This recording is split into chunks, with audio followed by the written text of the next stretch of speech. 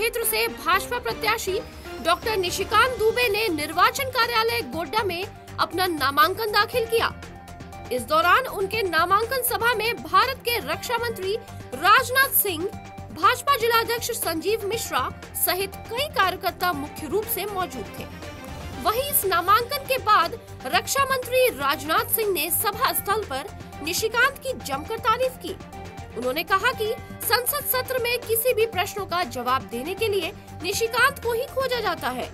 इसके बाद गोड्डा लोकसभा से भाजपा प्रत्याशी डॉक्टर निशिकांत दुबे ने कहा कि ट्रेन से आने का उद्देश्य जो हमने वादा किया था कि इस क्षेत्र से रेल चलेगी, तो वह रेल के माध्यम से नामांकन करने आएंगे।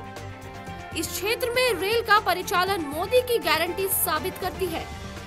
नामांकन के दौरान उनके प्रस्तावक और उनकी पत्नी भी साथ रही। इस दौरान उनके नामांकन सभा में कार्यकर्ता एवं लोगों की भीड़ उमड़ पड़ी। देवघर से अरविंद यादव की रिपोर्ट। धनवान यदि कोई देश हो रहा है तो भारत है, और उनका कहना है कि भारत जिस तेजी से आगे बढ़ रहा है वह दिन दूर नहीं है। 2.5-3 साल के बाद ही, यानी 2027 आते आते हमारा भारत दुनिया के देशों में धन दौलत के मामले में तीसरे स्थान पर आकर खड़ा हो जाएगा। अमेरिका और चीन के बाद तीसरा देश इस दुनिया में कोई होगा जो हमारा भारत होगा। मेरे भाइयों, ये हम लोगों के लिए बड़ी गर्व की बात है। एक घटना की जानकारी आपको देना चाहता हूं। आप लोगों को मालूम होगा, रूस और यूक्रेन के बीच 2 वर्षों से लगातार युद्ध चल रहा है। बराबर उधर से भी मिसाइल, बम, गोले, तोप सब चलाए जा रहे हैं, रूस की तरफ से भी, यूक्रेन की तरफ से भी। लेकिन जब यह लड़ाई शुरू हुई थी दोनों देशों के बीच, तो हमारे बहुत सारे भारत के बच्चे, कोई वहां मेडिकल की पढ़ाई कर रहा था, कोई इंजीनियरिंग की पढ़ाई कर रहा था, कोई मैनेजमेंट का कोर्स कर रहा था। उनके माता पिता जो यहाँ भारत में रहते थे, उनको इस बात की चिंता हुई क्या होगा हमारे बच्चों का। कोई बम मिसाइल आकर गिर गई तब तो हमारे बच्चों की जिंदगी चली जाएगी। तब वो रोज आंखों में आंसू लेकर वो लोग हमारे प्रधानमंत्री से मिले और उन्होंने कहा, मोदी जी चाहे जैसे भी हो, हमारे बच्चों को आप यूक्रेन से बाहर निकालिए।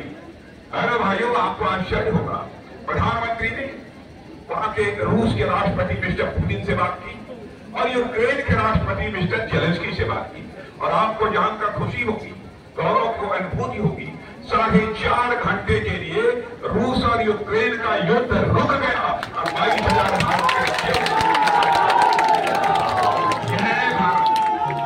भारत लगातार तेजी के साथ आगे बढ़ रहा है। लोगों के द्वारा तरफ की अफवाहें फैलाई जा रही है। भारतीय जनता पार्टी की सरकार अथवा एनडीए की सरकार बनेगी, आरक्षण की व्यवस्था समाप्त कर देगी। मैं यकीन दिलाना चाहता हूं जो व्यवस्था चली आ रही है बहनों भाइयों, उसमें कोई परिवर्तन नहीं होगा। किसी की हिम्मत नहीं है कि वह आरक्षण की व्यवस्था को यहां पर आदिवासी भाइयों के लिए भी उत्थान का काम जो हमारे प्रधानमंत्री ने किया है, यदि उसकी मैं गणना कराना शुरू करूं, एक लंबा समय नहीं, गरीबों के उत्थान। और आज तक दुनिया में जो काम नहीं हुआ वह हमारी सरकार ने किया है मोदी जी के नेतृत्व। आपको आश्चर्य होगा कि 10 वर्षों के अंदर भारत से 25 करोड़ लोग गरीबी रेखा के बाहर हो गए। 25 करोड़ लोग। दुनिया में यह करिश्मा कहीं नहीं हुआ है तो केवल और केवल भारत में। और सारी दुनिया इस बात की सराहना कर रही है। इसलिए मैं आप सभी लोगों से अपील करने आया हूं, लंबा चौड़ा भाषण करने के लिए मैं तो अपने निशिकांत जी को हार्दिक शुभकामनाएं केवल देने के लिए और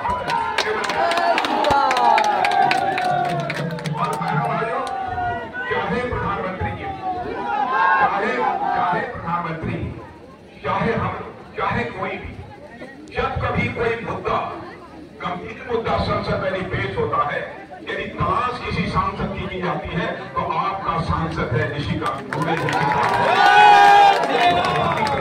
बातों को संसद के सामने रख सके। इसलिए मैं आप लोगों से अपील कर रहा हूं, आप बिल्कुल भरपूर सहयोग, जितना आज तक नहीं किया है, रिकॉर्ड टूटना चाहिए बहनों भाई।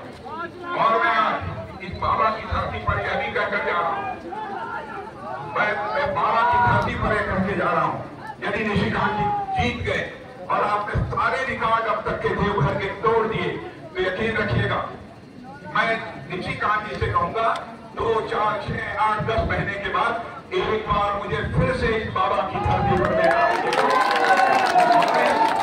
बाबा की धरती पर मैं आऊंगा तो अपना स्वागत कराने के लिए नहीं आऊंगा, बल्कि एक बार शीश झुकाकर इस देवघर की जनता का अभिनंदन करने के लिए आऊंगा, आप सभी का स्वागत करने के लिए आऊंगा। आप सबको बहुत बहुत धन्यवाद और एक बार तालियां बजाकर आप सभी लोग निशिकांत दुबे को अपने हाथ में